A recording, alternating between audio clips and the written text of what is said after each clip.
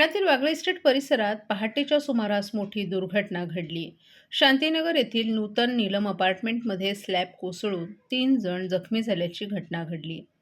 नूतन Neelam apartment Hanuman मंदिराजवळील A wing या तळ+5 मजली इमारतीच्या 5व्या मजल्यावरील रूम नंबर 501चा स्लॅब थेट 4थ्या मजल्यावरील रूम नंबर 402 वर कोसळला. ही इमारत अंदाजे 30 ते 35 वर्ष जुनी असून C2B या धोकादायक प्रवर्गात ती मोडते. घटनेची माहिती मिळताच अग्निशमन दल, आपत्ती व्यवस्थापन पथक, पोलीस तसंच बांधकाम विभागाचे अधिकारी तात्काळ घटनास्थळी दाखल करले आणि यानंतर बचाव कार्य त्वरित सुरू करण्यात आलं. या दुर्घटनेत 3 जण जखमी झाले आहेत. 60 वर्षीय गजेंद्र प्रसाद यांना उजव्या खांद्याला फ्रॅक्चर झाले, तर 25 वर्षीय प्रिन्स यादव यांच्या उजव्या पायाला फ्रॅक्चर झाले. तसंच 23 वर्षीय प्रदीप यादव यालाही दोन्ही पायांना गंभीर दुखापत झाली असून त्यांची प्रकृती चिंताजनक आहे. जखमींना प्रथम मातोश्री गंगूबाई संभाजी शिंदे रुग्णालयात दाखल करण्यात आलं. त्यानंतर प्रदीप यादव यांना पुढील उपचारासाठी फोर्टिस हॉस्पिटल भांडूप येथे हलवण्यात आले. सुरक्षेच्या कारणास्तव संपूर्ण इमारत रिकामी करण्यात आली आहे. या इमारतीत एकूण 26 कुटुंब म्हणजेच अंदाजे 85 ते 95 प्रवासी राहत आहेत. सुरक्षेच्या कारणास्तव संपूर्ण इमारत रिकामी करण्यात आली आहे. या इमारतीत एकूण 26 कुटुंब म्हणजेच अंदाजे 85 ते 95 रहिवासी राहत होते. या सर्व रहिवाशांना तात्पुरत्या स्वरूपात ठाणे महानगरपालिका शाळा क्रमांक 38 येथे स्थलांतरित करण्यात आले. दरम्यान इमारतीची ए आणि बी विंग पूर्णपणे सीलबंद करण्यात आली असून पुढील कारवाई ठाणे महानगरपालिकेकडून केली जाणार आहे. सुदैवाने या घटनेत कोणतीही जीवितहानी झाली नाही. मात्र जुन्या आणि धोकादायक इमारतींचा प्रश्न पुन्हा एकदा ऐरणीवर आला असून या घटनेचा पुढील तपास सुरू करण्यात आलाय. महाराष्ट्रातील भगिनींना आधार देणारी राज्य शासनाची मुख्यमंत्री माझी लाडकी बहीण योजना. या योजनेअंतर्गत अल्प उत्पन्न गटातील 21 ते 65 वयोगटाच्या भगिनींना मिळणार दरमहा 1500 रुपयांची मदत. अर्ज करण्यासाठी 31 ऑगस्ट 2024 पर्यंत मुदतवाढ. कुटुंबाचं वार्षिक उत्पन्न 2.5 लाख रुपयांपेक्षा कमी असलेल्या महिला पात्र. कुटुंबाकडे पिवळं किंवा केशरी रेशन कार्ड असल्यास उत्पन्नाचा दाखला आवश्यक नाही. पांढरं रेशन कार्ड असेल किंवा रेशन कार्ड नसेल तर कुटुंबाचं वार्षिक उत्पन्न 2.5 लाखांपेक्षा कमी असल्याचा दाखला आवश्यक. योजनेसाठीचा ऑनलाईन अर्ज नारी शक्ती दूत ॲपवरून किंवा पोर्टलवर भरता येईल. ज्या भगिनींना ऑनलाईन अर्ज भरता येत नसेल त्यांच्यासाठी अंगणवाडी, ग्रामपंचायत, वॉर्ड ऑफिस, सेतू सुविधा केंद्रामध्ये किंवा आशाताई बचत गटाच्या CRP यांची मदत उपलब्ध. आता आपल्याला अभिमानानं म्हणता येईल, सुखी आणि सुरक्षित आहे माझी लाडकी बहीण.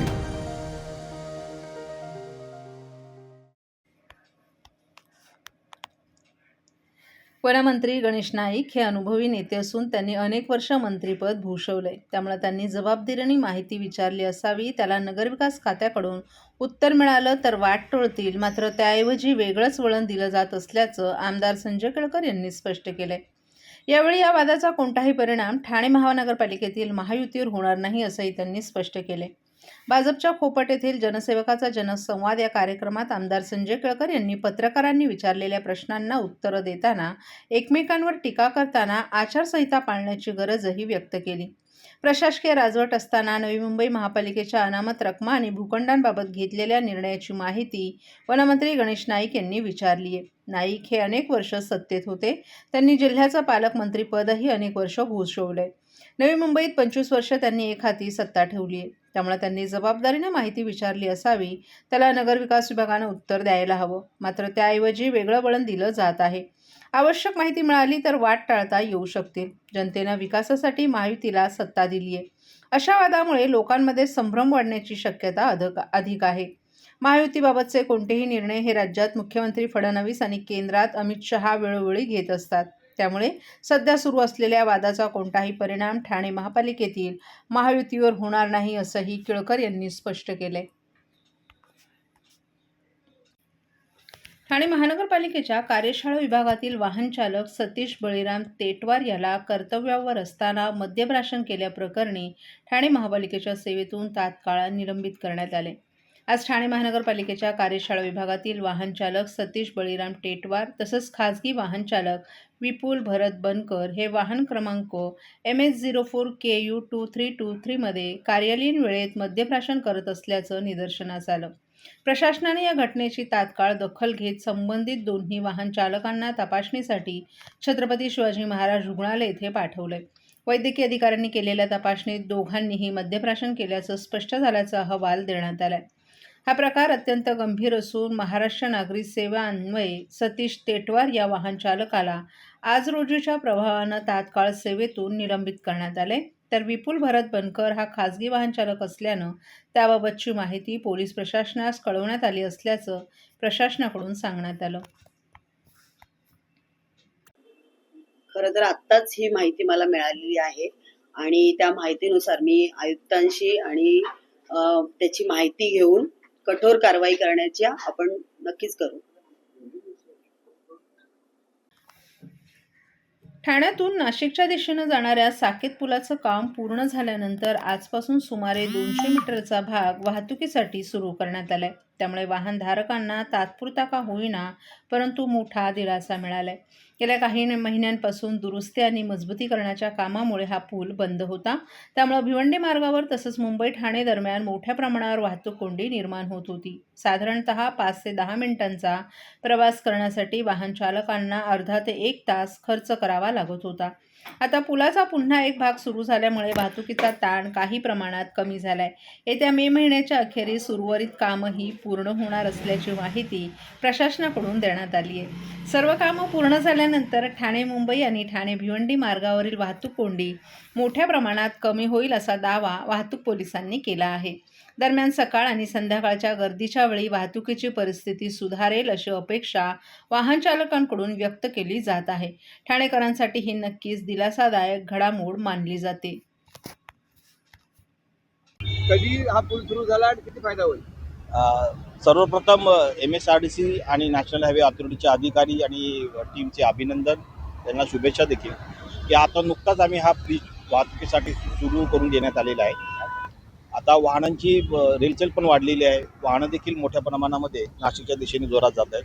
कॉन्क्रीटचा ब्रिज आहे, मोठा आहे, त्यामुळे पूर्वी जो वाहन चालकांना त्रास व्हायचा, स्लो जायचे, आता त्याच्यामध्ये थोडासा फरक पडून गती वाढून जाईल.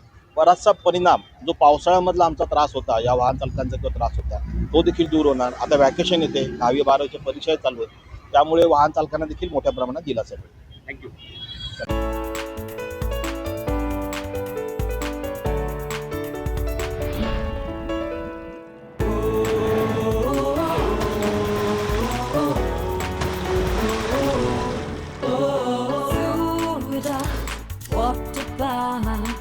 मस्ती करेंगे सारे मिलके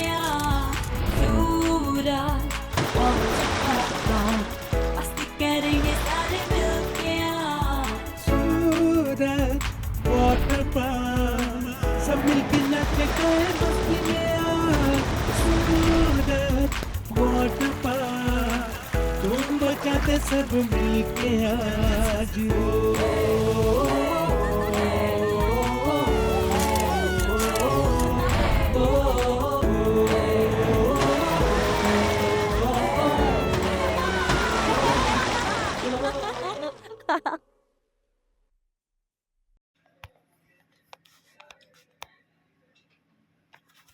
कोकणात जाणाऱ्या हजारो चाकरमान्यांचा प्रवास सुखकर व्हावा यासाठी लालपरी सज्ज झाली आहे. एस टी महामंडळ ठाणे विभागानं कोकणात जाण्यासाठी 75 जादा गाड्या सोडण्याचा निर्णय घेतलाय. त्यामुळे रेल्वे तसंच अन्य गाड्यांमधून रेटारेटी करत गाव गाठणाऱ्या चाकरमान्यांना दिलासा मिळालाय. आमच्या गावात आहे शिमगा असं म्हणत चाकरमानी कोकणात रवाना होतील. सुरक्षित आणि सुखरूप प्रवासासाठी महाराष्ट्र राज्य परिवहन महामंडळाच्या लालपरीला होळीच्या सणात चाकरमान्यांची पहिली पसंती मिळते. ठाणे, कल्याण, डोंबिवली, दिवा आणि कळव्यात नोकरी व्यवसायाच्या निमित्तानं स्थानिक झालेल्या कोकणवासियांच्या दिमतीला एस टी महामंडळाची लालपरी सज्ज झाली आहे.